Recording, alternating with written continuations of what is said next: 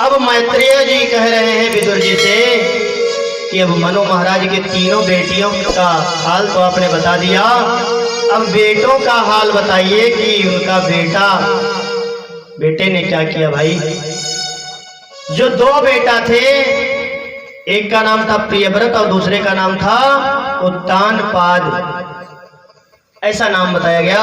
उसमें से पहले उत्तानपाद का चरित्र और वंश का श्रवण करो महाराज। महाराज उत्तानपाद जो थे उनकी दो पत्नियां थी। पहली का नाम था सुनीति और दूसरी जो छोटी थी उनका नाम था सुरुचि।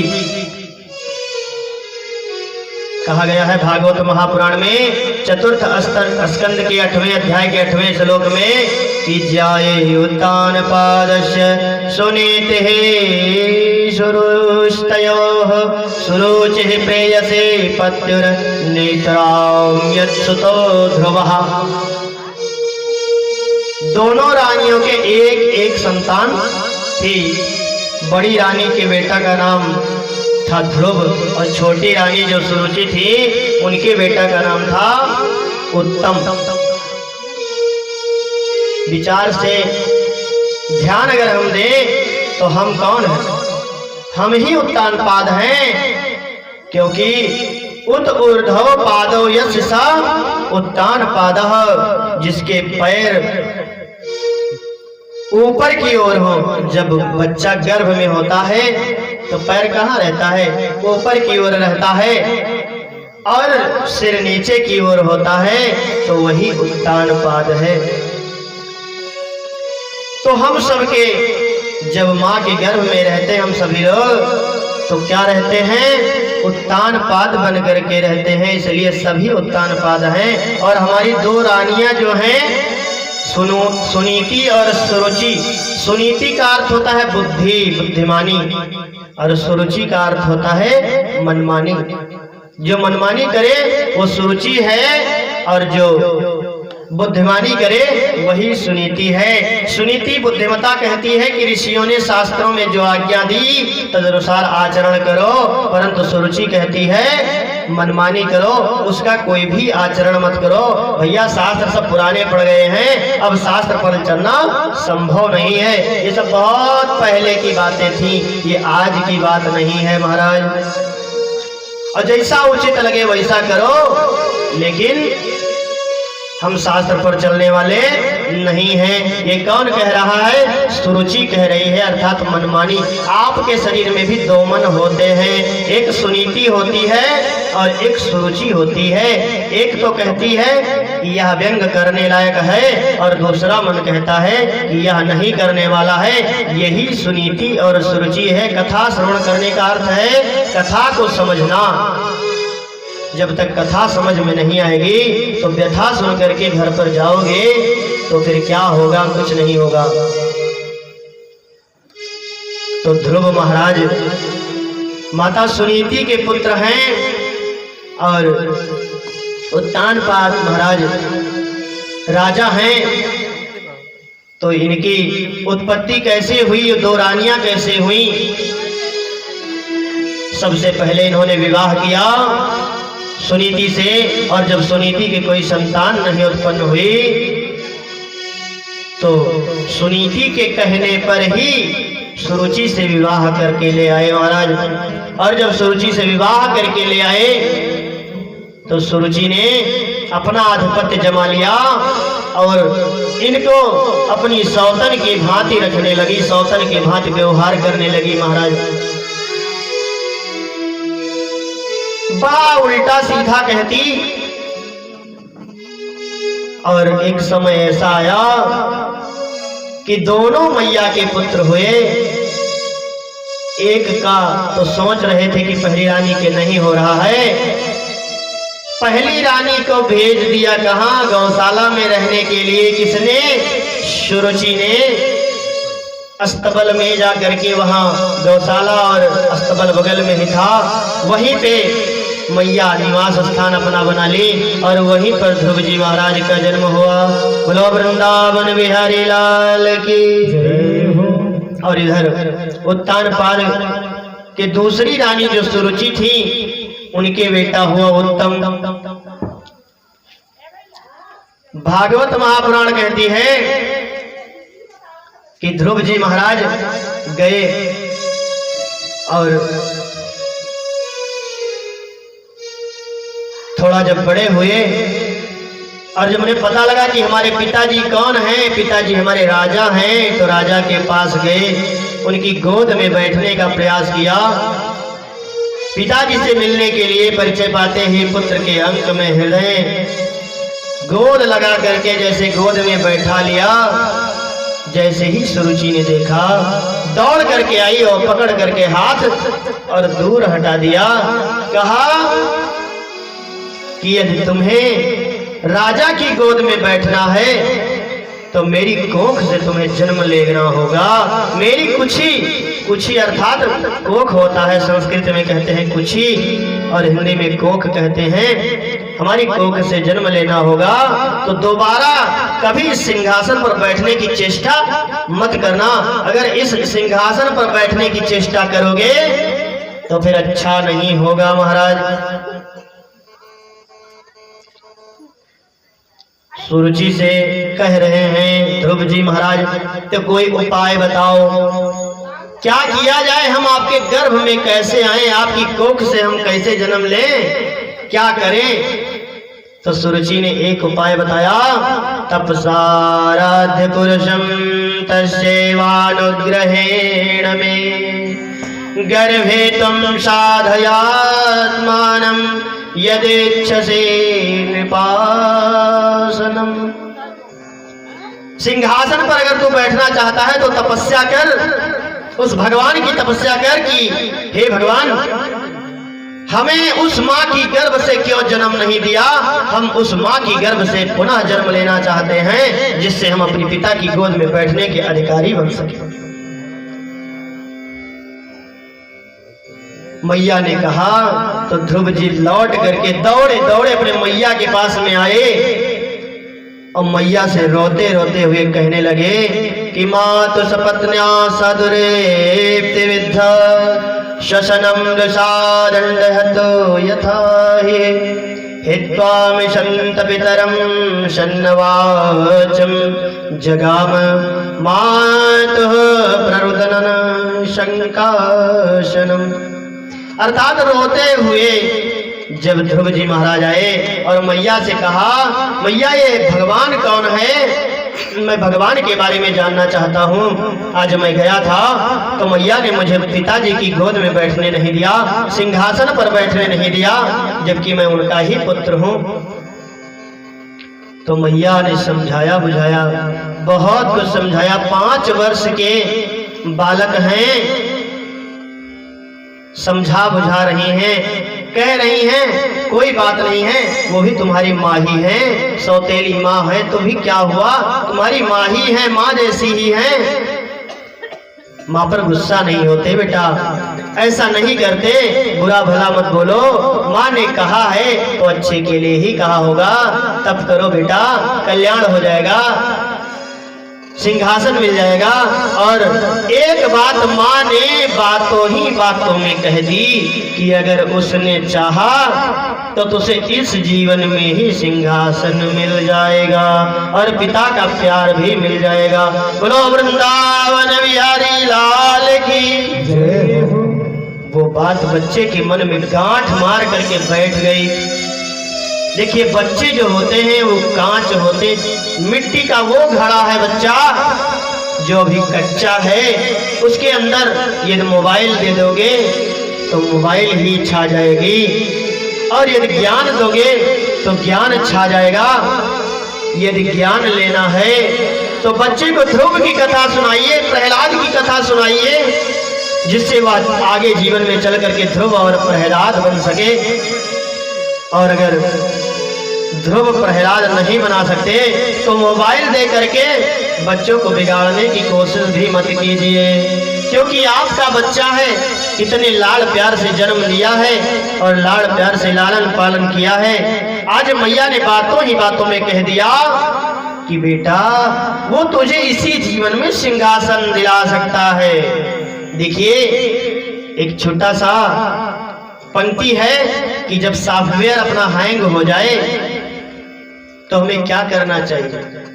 अपने अंदर की बुद्धि जब खत्म हो जाए और तुमसे कोई कार्य न सुलझ रहे हो तो क्या करना चाहिए। जब तुझसे ना सुलझे तेरे उलझे हुए धंधे, भगवान के इंसाफ पर सब छोड़ दे बंदे, खुद ही तेरी मुसीबत वो आसान करेगा, जो तू नहीं कर पाया वो भगवान करेगा। मैया ने जैसे ही कहा कि आज अगर तू चाहे तो भगवान तुझे ये गोद क्या अपनी गोद में बिठा सकता है। बेटे के दिमाग में बैठ गया और वह मां की जैसे ही निद्रा हुई और मां की निद्रा में ही, मां की निद्रा से पहले ही एक बात उसने और पूछी कि ये प्रभु तो है लेकिन प्रभु है कहाँ, ये दिखता कैसा है, इसका आकार क्या है, इसकी आकृति क्या है। क्योंकि परिचय पूरा, बच्चा तो 5 साल का है लेकिन 5 साल के बच्चे में कितने गुण हैं सब कुछ पूछ रहा है, क्या क्या है उसके अंदर, कैसे प्राप्त किया जा सकता है उसको। तो मैया ने कहा कि हरि व्यापक सर्वत्र समाना, प्रेम से प्रकट होहि मैं जाना। हरि व्यापक सर्वत्र समाना, प्रेम से प्रकट होहि मैं जाना। हरि व्यापक सर्वत्र समाना, प्रेम से प्रकट होहि मैं जाना। हरि व्यापक सर्वत्र समाना, प्रेम से प्रकट होहि मैं जाना। मैया ने कहा यत्र तत्र सर्वत्र ईशावास्यमिदं सर्वम, यहाँ भी है वहाँ भी है, कण कण में भगवान व्याप्त है। अगर प्रेम से पुकारोगे तो भगवान हाजिर हो जाएगा। वेष्टित व्याप्नोति सकलम जगत इति विष्णु, अर्थात ध्रुव जी ने पूछा अच्छा माँ सब जगह तो पर दिखाई क्यों नहीं देता है। तो मैया बोली बेटा दिखाई नहीं पड़ता क्या, पुष्प में सुगंध होती है दिखाई पड़ती है, दूध में घी होता है क्या दिखाई पड़ता है, नहीं दिखाई पड़ता है। लेकिन यदि दही को मथो, दही जमाओ और जमाने के बाद में उसको मथानी से मथोगे तो फिर एक समय ऐसा आएगा उसमें से घी निकलेगा, मक्खन निकलेगा। इसी प्रकार से हमारा यह परमात्मा ईश्वर है, जब तप करोगे तो दिखाई पड़ेगा। मैया ने इतना बता दिया, इतना ही ध्रुव के लिए काफी था। ध्रुव जी मन में ठान लिया कि हम भगवान को प्राप्त करके ही रहेंगे। और ध्रुव जी ने मन में जब ठाना तो चल दिए। रात्रि के समय था और मैया सो रही थी। मैया को बिना बताए ही, अगर मैया को बता देते तो जाने नहीं देती माँ, क्योंकि माँ का प्रेम पहले ही बता चुके हैं। मैया जाने नहीं देती, तो जब मैया जाने नहीं देती तो मैया को बिना बताए ही ध्रुव जी चले गए। और जब ध्रुव जी चले गए तो फिर रात का समय था। जब आगे निकले तो देव कृपा से सभी देवता तो देख ही रहे थे क्या हो रहा है। उधर नारद जी मिल गए। और नारद जी कौन है? संत हैं। इसीलिए हमें संतों का क्या करना चाहिए? सम्मान करना चाहिए। इसलिए यदि संत के साथ लगोगे, संत के संग लगोगे तो तुम्हारी अच्छी ही बनेगी। अच्छी बनेगी कि नहीं बनेगी? देखो यदि संत का चरण मिल जाए तो हमें क्या करना चाहिए? छोड़ना नहीं चाहिए। जब तक वो हमें कुछ दे ना दे तब तक उसका चरण मत छोड़ो, क्योंकि संतन के संग लाग रे तेरी अच्छी बनेगी। संतन के संग लाग रे तेरी अच्छी बनेगी। अच्छी बनेगी तेरी बिगड़ी बनेगी। अच्छी बनेगी तेरी बिगड़ी बनेगी। हरि कीर्तन में लाग रे तेरी अच्छी बनेगी।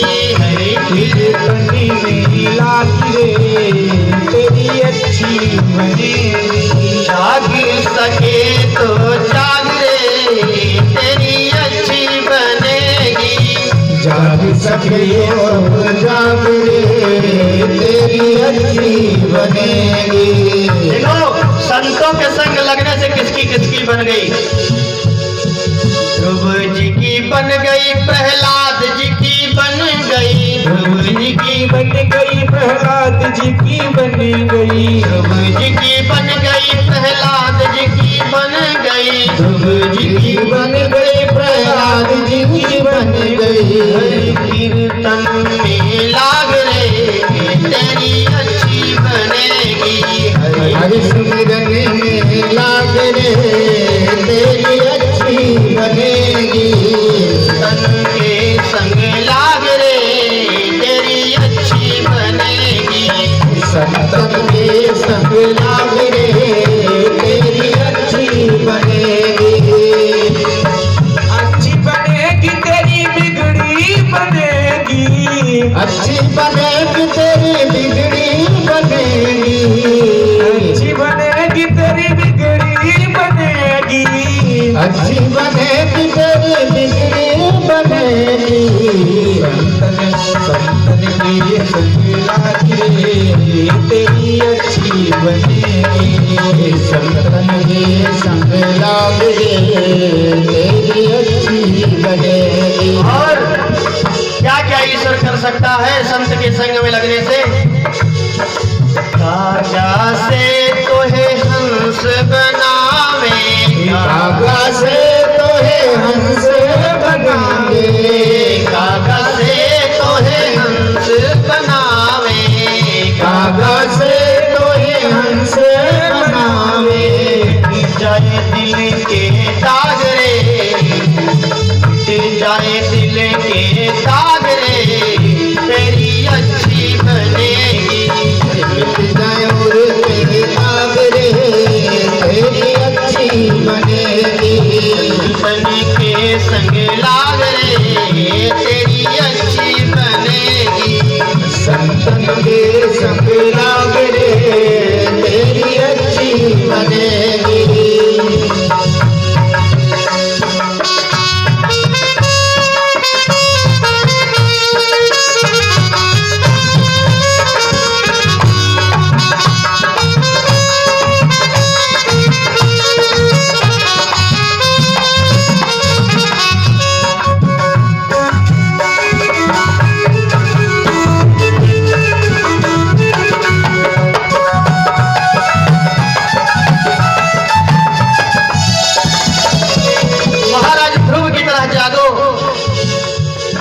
मोहरात्रि में बहुत दिन सोया, मोहरा में बहुत दिन सोया। मोहरात्रि में बहुत दिन सोया। मोहरा में बहुत दिन सोया। जाग सके तो जाग रे तेरी अच्छी बनेगी। जाग सके तो अब जाग रे तेरी अच्छी बनेगी। तन के संग लाग रे तेरी अच्छी बनेगी। संतन के सब लाग रे तेरी अच्छी बनेगी। बोलो वृंदावन बिहारी लाल की जय हो। संत के शरण में आज नारद जी के शरण में ध्रुव जी आ गए हैं। और ध्रुव जी महाराज जब नारद जी से भेंट हुई और नारद जी से मिले और नारद जी ने परीक्षा लेनी चाहिए कि का ये 5 साल का लड़का कुछ कर सकता है, ये जा तो रहा है, मन में संकल्प तो लिया है, क्या कर पाएगा? तो जब मन में संकल्प, दृढ़ संकल्प हो तो कोई भी कार्य असंभव नहीं है, सारे कार्य संभव हैं महाराज। तो महाराज ध्रुव की सारी परीक्षाएं हुई, सभी परीक्षाओं में ध्रुव महाराज पास हो गए और अंत में उन्होंने मंत्र दे दिया, उनके गुरु बन गए और दिया 12 अक्षर का मंत्र उनको बता दिया और चतुर्भुज रूप का उनको आकार बता दिया कि चतुर्भुज आकृति है, 4 भुजाएं हैं, हाथ में चक्र गदा पद्म लिए हुए हैं। किस प्रकार से सारी आकृतियां उनके मन में बिठा ली, क्योंकि जब सॉफ्टवेयर खाली हो कंप्यूटर में तो डालोगे तभी तो कंप्यूटर अच्छे से चलेगा। ये बच्चे जो होते हैं वो खोखले होते हैं, इनके अंदर जो डालोगे ध्यान, यदि 50 साल के बुढ़े से कहो ध्यान करो तो ध्यान करेगा, तो जिस वस्तु की बात करोगे वो वस्तु उसके सामने पिक्चर नहीं बनेगी। लेकिन अगर 5 साल का बच्चा है, 4 साल का बच्चा है, उससे कहो बेटा किताब में जो चित्र देखा था उसको अपनी आंखें बंद करके देखो, तो आंखें जब बंद करेगा तो उसको वही तस्वीर दिखाई पड़ेगी, दूसरी तस्वीर दिखाई नहीं पड़ेगी, क्योंकि उसको कुछ दूसरा दिखाया ही नहीं गया आज तक। हम लोग तो माया में हैं, माया में आकर के, इस झमेला में आकर के भगवान के उस रूप को देख ही नहीं पा रहे हैं, जिसका दर्शन करना चाहते हैं। जैसे आंखें मूंदत है तैसे तुरंत इधर उधर से नचनियक नाच नाचे लागत, कोई भी ध्यान नहीं कर सकता है, इस जंजाल में फंसा हुआ है। 5 वर्ष के बालक ध्रुव जी महाराज गए हैं और तपस्या करने के लिए आज लग गए और एक वृक्ष के नीचे आसन लगाया, एक आसन पर बैठ गए और बैठ करके तपस्या करने लगे। ओम नमो भगवते वासुदेवाय, ओम नमो भगवते वासुदेवाय, ओम नमो भगवते वासुदेवाय। ये 12 अक्षर का मंत्र है। यह समस्त पापों से मुक्ति दिलाने वाला मंत्र है, संतति प्राप्त कराने वाला मंत्र है और बहुत ही कार्यों को सिद्धि प्रदान कराने वाला यह मंत्र है। इस मंत्र को ध्यान करते हुए ओम नमो भगवते वासुदेवाय का जप करना प्रारंभ कर दिया। और फिर ध्रुव जी महाराज ने बैठ करके नियम ले लिया, तिरांते तिरांते कपिवंदरासनम। 3 दिन में 1 दिन आहार खाना, फल खाना, और 3 दिन बिल्कुल निराहार रहना। 3 दिन खाएं, 3 दिन खा बंद। तपस्या का दूसरा महीना लगा, दूसरे महीने में नियम और कठोर। अब आज के समय में नवरात्रि बरते रात दूसरे देखी दो ना, पता लग कहीं हम 9 दिन पानी न पी गए, पता लग हॉस्पिटल पहुंच गए। ऐसे व्रत नहीं रहा जाता है। व्रत रहने के लिए पहले हमको क्या करना है? प्रथम दिवस के पहले आप भोजन किए थे, तो भोजन किए थे उससे शरीर चल रहा था, इसलिए थोड़ा सा भोजन करो, मतलब भोजन क्या फलाहार करो, लेकिन फलाहार करना मस्ट है। एक बार में ही अगर आप आहार छोड़ देंगे तो फिर समस्या खड़ी हो जाएगी, इसलिए थोड़ा थोड़ा आहार करो। थोड़ा थोड़ा आहार करोगे तो शरीर भी रोगी नहीं होगा और शरीर जर्जर नहीं होगा और समस्या में भी नहीं आएगा। देखिए कितना अच्छा नियम पालन कर रहे हैं ध्रुव जी महाराज। 3 महीने का नियम लिया है। 3 महीना 3 दिन भोजन करते हैं, 3 दिन नहीं करते हैं, और फिर 3 दिन करते हैं, फिर 3 दिन नहीं करते हैं। शरीर को उसमें ढाल रहे हैं तपस्या में। फिर अगले तीसरे महीने में द्वितीयम च मासम षष्ठभर्गो दिने, 6वें दिन में एक बार, 6 दिन में एक बार भोजन करते हैं। बाकी तृणपर्णादिभिः, वृक्षों के पत्ते खाते हैं, दूर्वा घास 6 दिन में एक बार वही खा करके तप करते हैं, और अगले 6 दिन में वह भी नहीं खाते हैं महाराज। तीसरा माह लगा तो नियम और कठोर। 9वें अहनि, अब 9वें दिन, अभी तक तीसरे दिन था, 6वें दिन हुआ, 9वें दिन आहार लेना शुरू हो गया। भच्छः, फिर क्या हो गया? अभच्छः हो गए, भोजन करना बंद, केवल अपने अंजूरी से यमुना का पानी ही पीते थे। 9 दिन में एक बार यमुना जल पीते थे। 4था महीना जैसे लगा तो नियम और कठोर कर दिया। चतुर्थे मापि वै मासम, द्वादशे अहनि। अहनि का अर्थ होता है ग्रहण करना। अब 12 दिन में एक बार केवल वायु का आहार करने लगे। एक योगिक क्रिया है जिससे वायु पी करके योगी योग कर सकता है। तो 12 दिन में एक बार वायु का आहार करने लगे ध्रुव जी महाराज हमारे। और एक समय ऐसा आया कि ध्यायत भगवतो रूपम नाद्राच्छेत कान्फरम, पैर के अंगूठे पर खड़े हो गए, प्राणायाम ऐसा चढ़ाया, समस्त प्राण वायु को अवरुद्ध कर दिया और त्रैलोक्य में हाहाकार मच गई महाराज।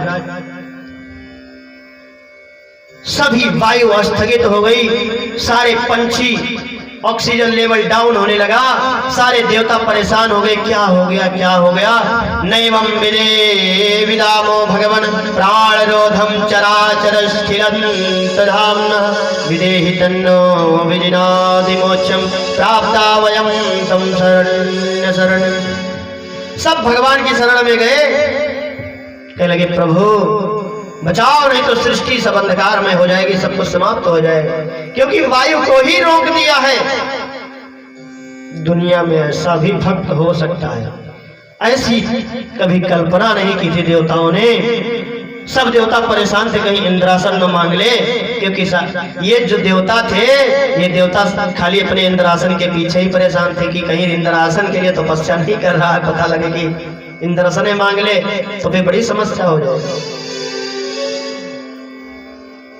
भगवान के पास गए तो भगवान तो उसी के ध्यान में तप रहे थे। उसकी सारी शक्तियां जो थी वो ईश्वर से जुड़ गई थी, उसके तार जो थे वो ईश्वर से जुड़ रहे थे। एक भी क्षण के लिए चतुर्भुज रूप उनके ध्यान से हट नहीं रहा था महाराज ध्रुव के। और ध्रुव ने ऐसी तपस्या की भगवान को प्रकट होना पड़ा और भगवान ने चतुर्भुज रूप लेकर के महाराज ध्रुव के सामने प्रकट हो गए, जो 5 वर्ष के हैं। बोलो वृंदावन बिहारी लाल की।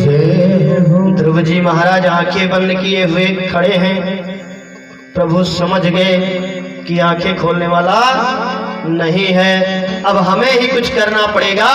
ये आंख खोलने वाला नहीं है, भीतर जो दृश्य दिखाई पड़ रहा है इसके वही दृश्य सामने खड़ा हुआ है, लेकिन फिर भी ये नेत्र खोलने वाला नहीं है। जो चक्षु अंदर के चक्षुओं से भगवान को देख रहा हो, उसे बाहरी भगवान की क्या आवश्यकता है भला। भगवान की अद्भुत छटा का दर्शन कर रहे हैं प्रभु। आज ध्रुव महाराज के जैसे ही गालों पर भगवान ने अपने शंख का स्पर्श कराया, चारों वेद, सारे पुराण, 18 पुराण, उपनिषद, इतिहास ग्रंथ सारे उनके अंदर समाहित हो गए महाराज।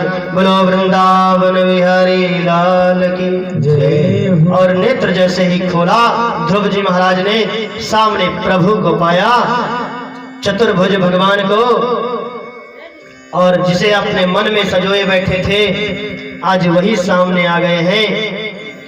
और जब वही सामने आ गए हैं तो सारी चिंता ही मिट गई ध्रुव जी महाराज की। भगवान ने कहा कि बेटा ध्रुव कुछ वर मांगो। तो ध्रुव जी कहते हैं प्रभु आपको देखने के बाद हमें किसी वर की चिंता ही नहीं है, वर की इच्छा ही नहीं रह गई महाराज, हमें वर की कोई इच्छा नहीं प्रभु।